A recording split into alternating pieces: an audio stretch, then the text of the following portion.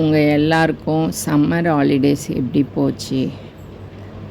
என்னோட summer holidays வந்து இந்த வருஷம் வந்து கொஞ்சம் வித்தியாசம்தான்.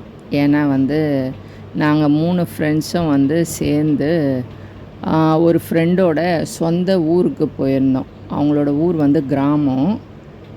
போலூர் பக்கத்தில் ஒரு 7 கிலோமீட்ரு உள்ளே தள்ளி சனிக்கவாடின்றது ஒரு கிராமம். அங்கே போயிட்டு ஒரு 4 நாள் நாங்கள் ஸ்டே பண்ணியிருந்தோம்.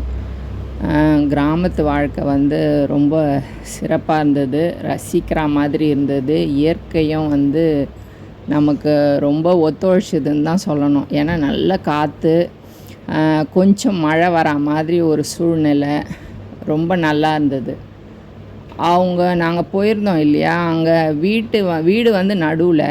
ஆனால் வீட்டை சுற்றி வந்து தென்னை மரம், மாமரம், அப்புறம் பலாமரம், பப்பாளி, அப்புறம் கீழே நிறைய கீரைங்க, பூங்க, அது எல்லாமே வந்து செடிங்க நிறைய வச்சுருந்தாங்க.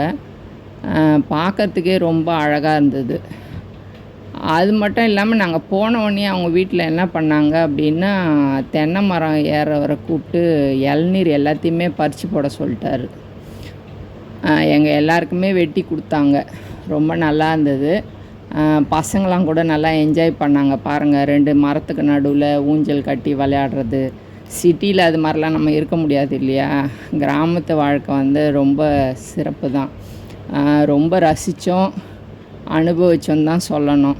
உங்களுக்கும் இது மாதிரி வாய்ப்பு கிடச்சிது அப்படின்னா நீங்களும் வந்து பயன்படுத்திக்கங்க.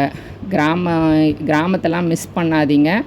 சிட்டி எப்பயுமே நமக்கு கிடைக்கும், ஆனால் கிராம வாழ்க்கை கிடைக்காது.